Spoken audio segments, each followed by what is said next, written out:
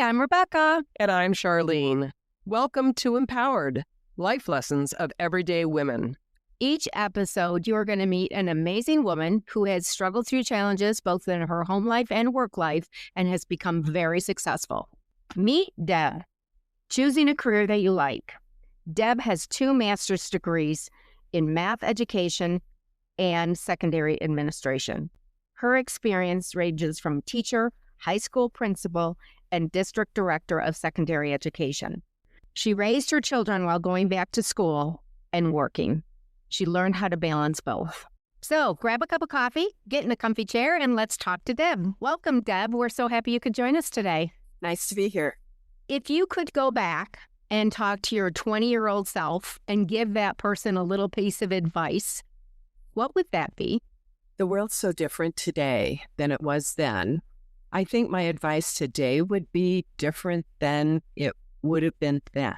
I think it's important when people try to decide what to do in their life as far as a career goes, that they ask themselves, what do I like doing and what am I good at?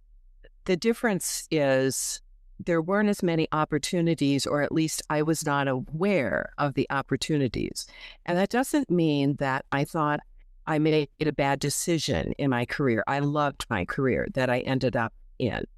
So I would say, ask yourself those questions and make sure you've thought outside the box. I think that's really helpful. One of the things when we first started talking about doing this podcast was so many of the people that we knew were stuck into traditional women's careers, a teacher, a nurse, and very few of us actually went outside. And you did go outside that. I mean, you were a teacher, but you expanded your role and became an administrator, which I don't think was very typical of women back then. I think most of them stayed in some of the teaching roles. So I think you kind of answered my question that I was going to ask, which is, why did you get into the education field and why math? The math part's easy. I liked it. I loved it. Good for you. I loved math, and that became evident in high school. And I had several teachers, but one who was really helpful and encouraging. I was not the type of person who was so good at math that I saw it before I knew it. I've had students since who they knew it before I taught it to them. Yeah, they just got it. They just got it. That was not me. I had to work at it. I had to really think it through. But boy, once I did that, it was just like, I love this stuff and I love problem solving. I don't know why. So that was the influence, liking it, as well as being somewhat good at it. Yeah. So my sister also was very good at math, so I can understand this, and she became an engineer. But I remember talking to her because I was okay at math, but I'm very logical. And I said to my sister at one point, I said, so Lisa, I can't get this because I don't understand why I should just believe this function. I was in pre-calculus. And she goes, Charlene, you won't learn that to your 3rd year in college. And I said, I can't do this. Yeah. So my question for you is, how did you approach connecting with students to motivate them to achieve in math? I think because it didn't come naturally fast to me, I understood taking it apart and teaching it more slowly. I observed a math teacher. Once I was in administration, I was observing a math teacher at my school, and he asked if there were any questions. And a student raised his hand, asked his question, and the teacher gave a response. And I could tell sitting in the back of the room that student still didn't get it. But the teacher moved on. So I don't know why or how necessarily, but I think I understood when they didn't get it and didn't rush it along, because it can get complex. It does get complex, and you have to be able to take it apart. Yeah, I totally agree. I was very good at math. I loved math.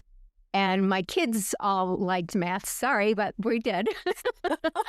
But I remember my daughter when she was in high school, she had to know why. She had a teacher and she was asking the why, and he didn't help her. He actually got mad at her. And I think it was because he didn't understand the why either. So it's great that you were able to go back and really connect with them that way. So, I mean, it's just, if you don't know why I'm doing something, I don't want to do it. And I was extremely logical. Like that's one of my strengths.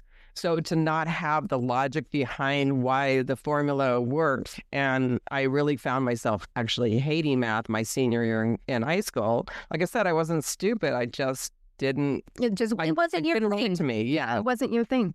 So maybe I needed you as my teacher. So you stuck with teaching for a while, but then you eventually got into administration. Why did you decide to go into administration? I think it's important that no matter what you're doing in life, and I was about 40 years old at the time, I think so. And I was standing in the hall in between classes at the high school where I was teaching math, and there were a couple male teachers standing nearby, and they were talking.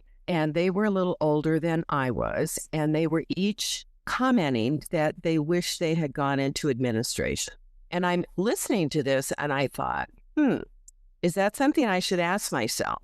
Is that something I will regret if I don't do it? So I went back to school and got the degree that was needed. And 3 years later, I think I was 45 when I went into administration. Never, ever regretted it.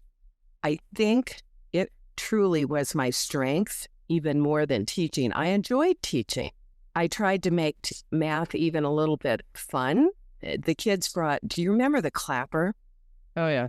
Clap on, clap on. Uh-huh.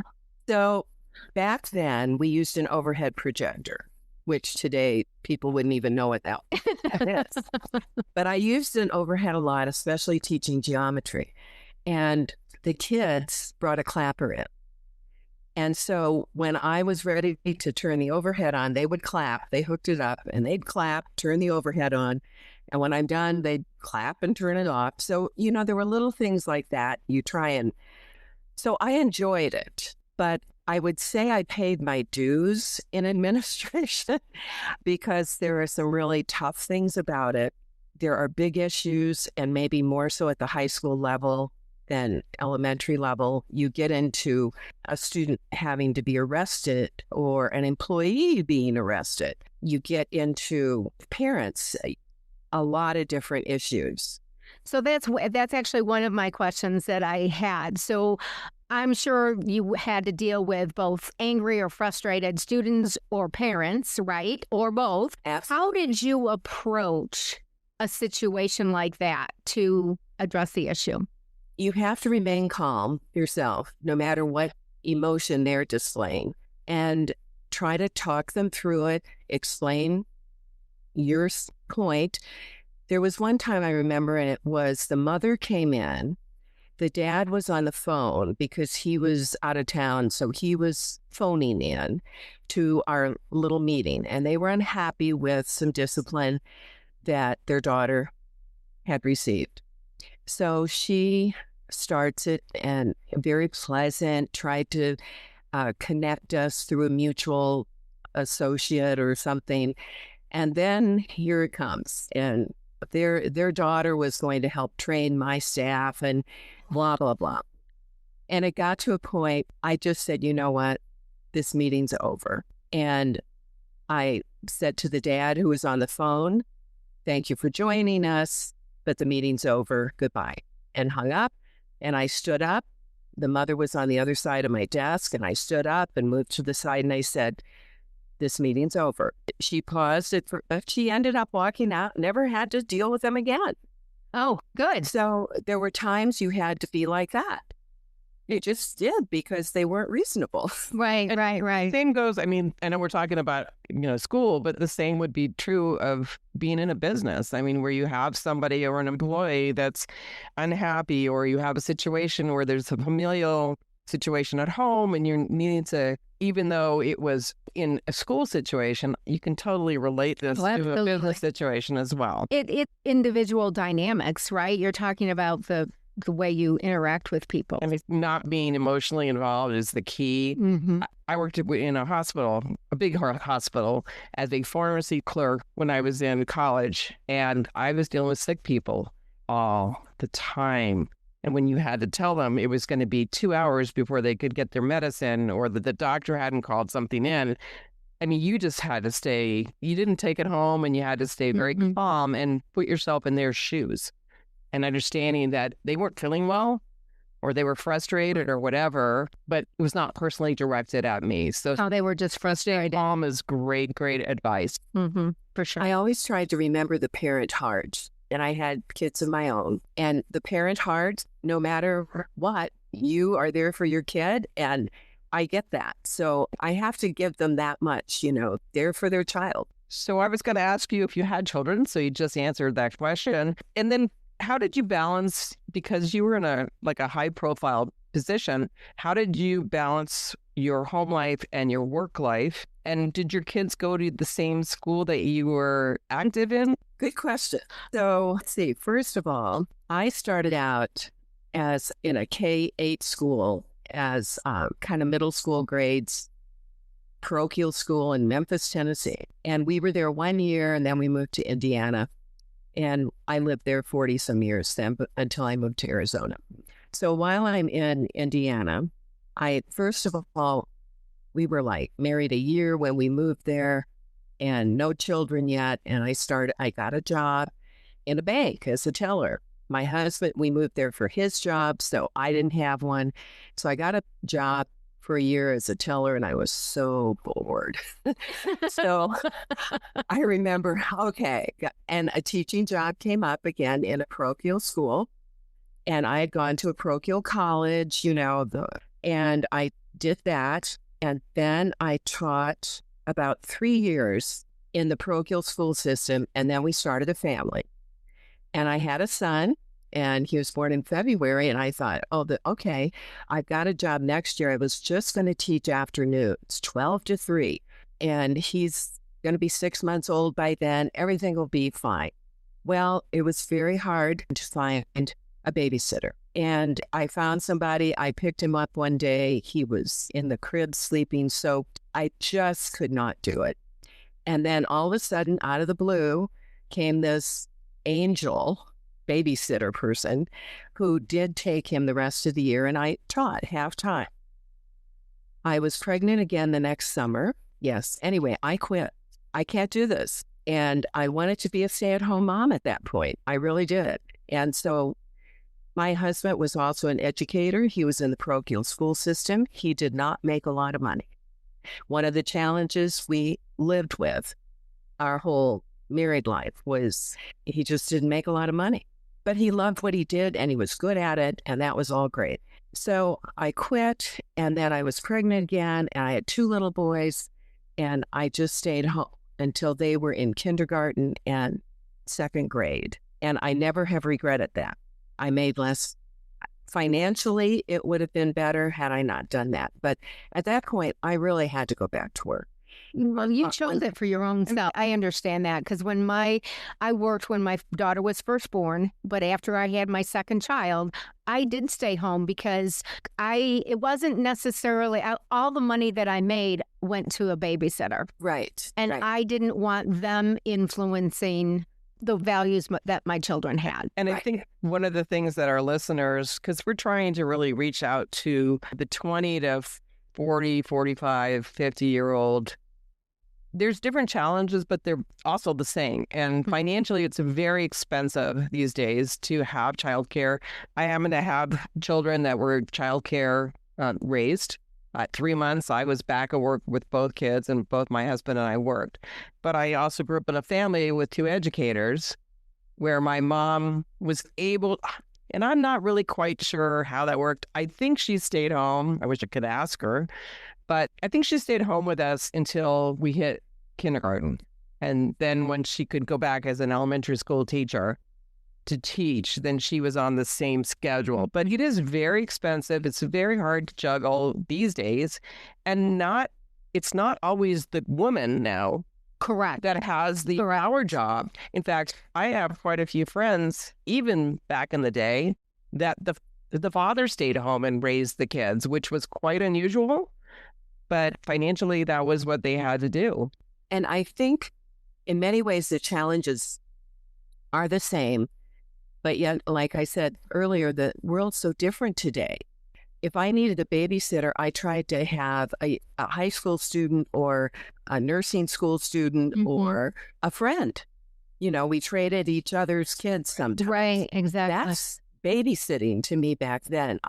When they were kindergarten, second grade, I went back to work and I actually got a job in the public school system at that time at a high school teaching math. And I was there 11 years teaching math.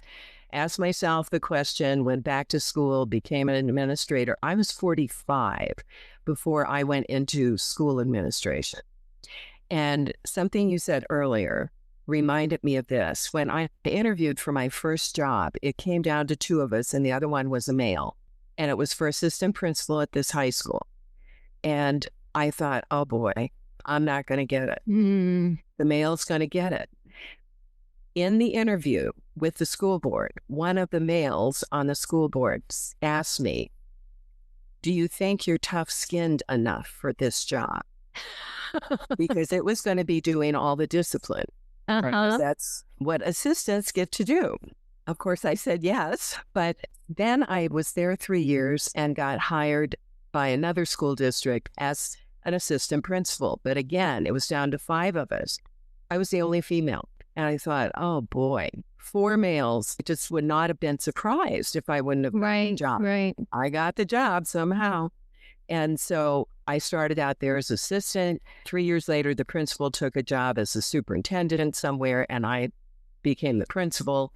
Did that 11 years. And then the superintendent asked me to move over to central office and be in charge of the district secondary ed.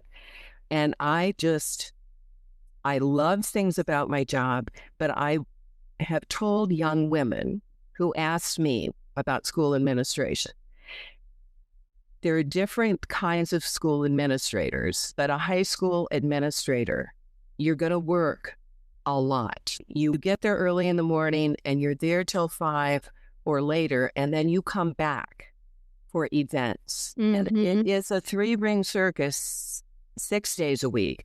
And you go in Sunday afternoon where it's quiet to get some work done. Because during the week and at night, you're also there on Saturday because of events. It is a 3-ring circus. I could not have done that job when my kids were young. That's what I was going to ask you, because I was going to ask you when that 3-ring circus, because I've seen myself, even watching my kids in high school and seeing what the principal and the assistant principal do. It is a 7-day-a-week job, and it has to be your passion. You have to love it in order to be able to do that, because your family life at that point kind of goes to the side. Absolutely. And my kids were, one was still in high school. The other was in college when I went into school administration. So that, for me, that worked. Now, I know young women who have done it while they're having young children. That is true in business as well, right? Where there are very few 40-hour-a-week jobs. There just are. I mean, I remember when my daughter was born and I tried to go back part-time. I worked for a computer company at the time.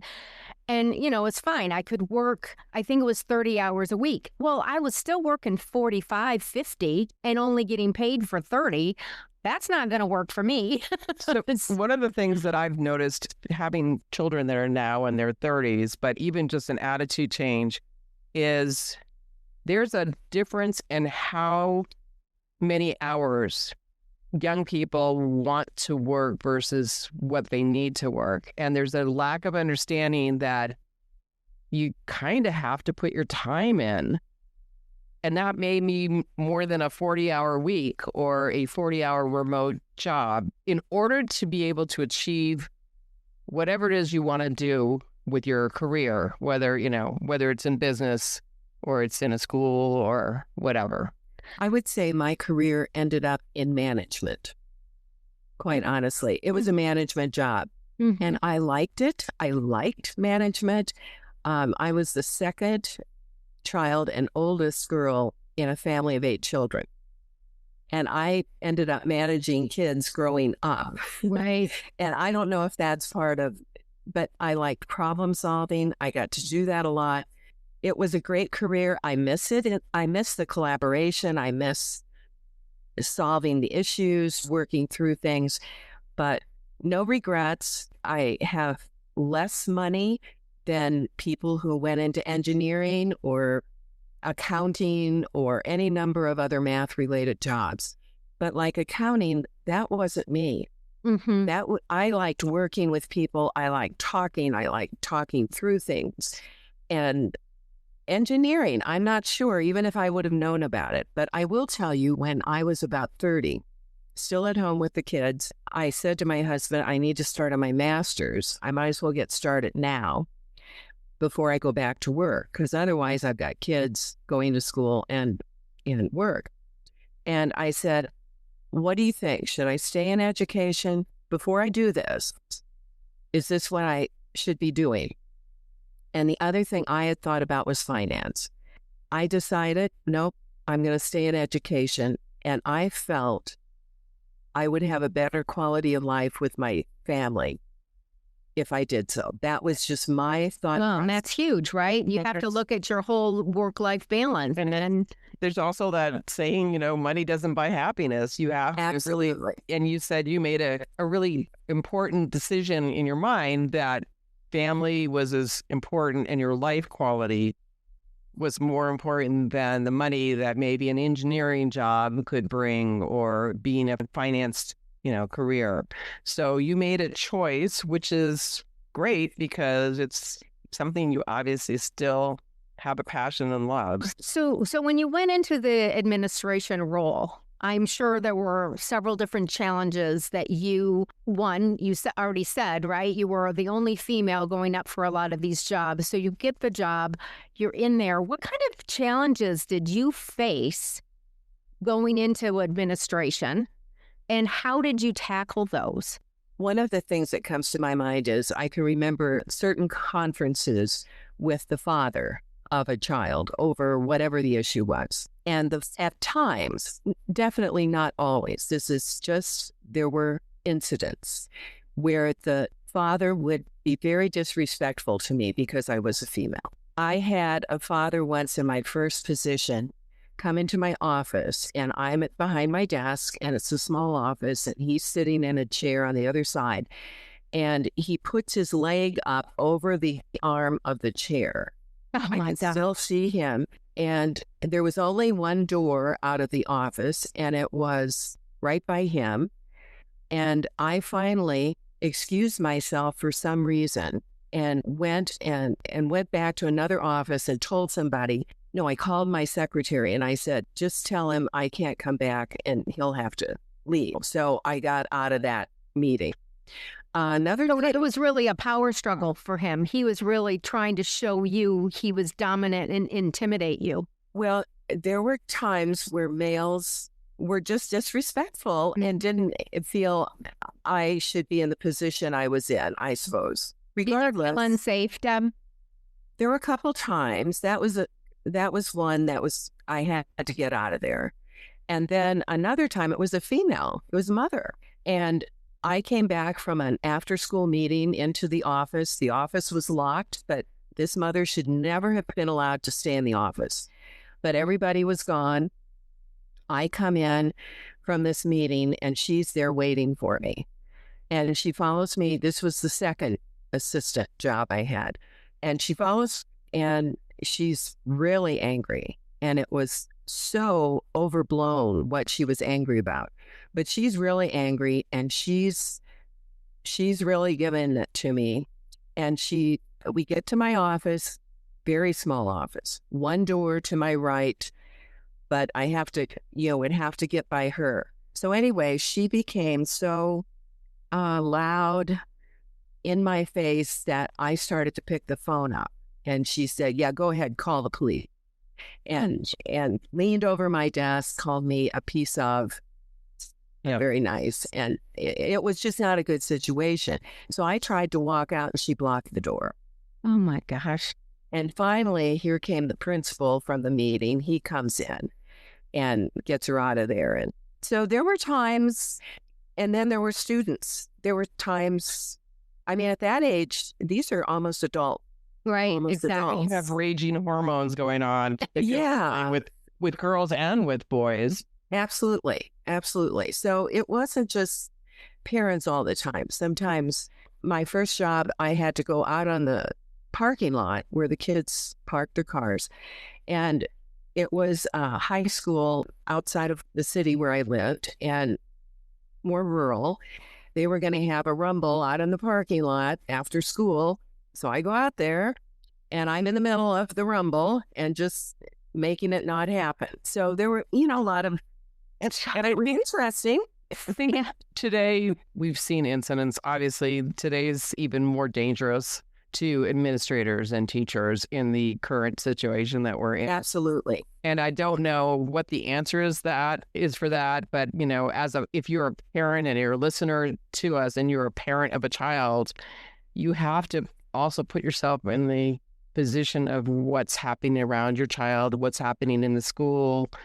Are you getting the support that you need from the administrators, or the teachers that are seeing this behavior going on? So it is very, very different. And I think I would be much more fearful being in a school system now than I would ever have thought of years ago. So yeah, no, I absolutely to comment on that. I have several family members who are teachers, and I remember one of my sisters saying she was shoved up against the wall by one of her male students. I mean, and she can't, you're in a tough situation because if you push back on them, then you're in trouble as well. That's correct. And it's very dicey to be able to balance that. So you a lot of the things that you're talking about, Deb, you're really showing me that you empowered yourself to be able to overcome some of these challenges. If you were to define empowerment and being empowered, what would that be for you?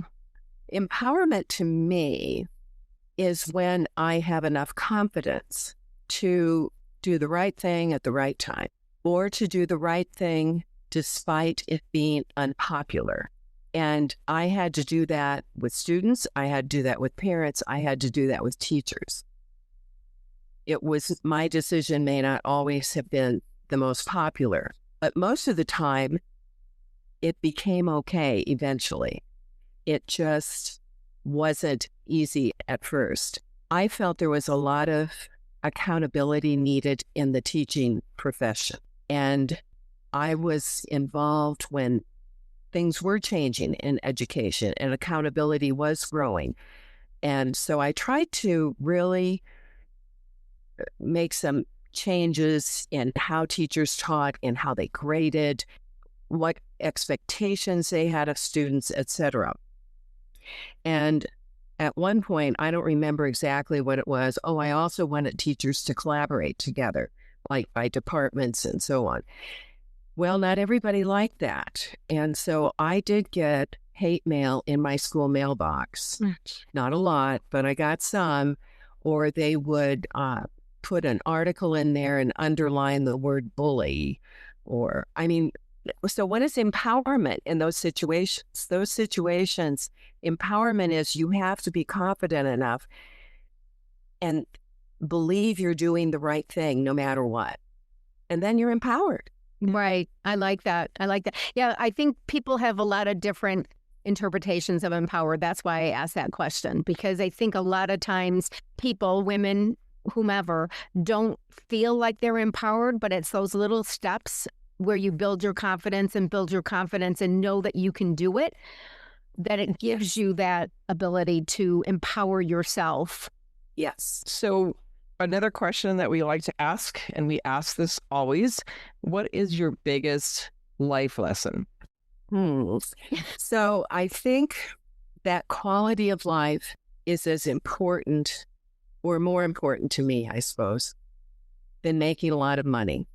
I know way too many people who go into certain careers that they don't even like, but they know it'll be a money-making career. Sometimes it's who they are, and that's fine. It's just who they are. Remember, have you heard people say, oh, I can't wait to retire. Oh, I like my job. I never felt that way. Never. I loved my job. My husband loved his job. My kids loved their jobs. So it's like, I don't You're working so much more at a job than you are anything else in your life. Why wouldn't you want to do something that you enjoyed? Absolutely. And that brings some fulfillment to your life. And a job can bring fulfillment. It may be hard some days. It may be really hard. But overall, it can bring fulfillment. And I think it's important, no matter what people do in life, to be able to look back on it and say, something good came out of it. I like that. Is there any last minute insights you want to leave with our listeners? I think the life lesson is fantastic. I think we all agree that we can relate to that. But any other wisdom you'd like to leave before we leave you? I just go back to keep dreaming and ask yourself questions, not just when you're 20 or 18 when you're deciding what to study in college, but keep asking yourself questions throughout life. Is this what I want to keep doing? Is there something else I'd like to do yet? And keep dreaming, even at my age. I just so many more opportunities out every day, right? I mean, it's absolutely got to this podcast dreaming. So, and then we made it into a reality. And, so I agree with you. One of the things that I've taken with me in my life is stop learning. Then I don't really want to be here anymore. Life is a learning always. And I want to continue to grow as a person all the way to the end of the line. I have to have something to make me grow. So, Deb, this has been fantastic, and we thank you so much for your time, and we look forward to sharing this with our listeners very soon. Yeah. Thanks, Deb, for joining us. Thank you. Enjoyed it. To our listeners, if you found this podcast helpful or have any questions, please let us know.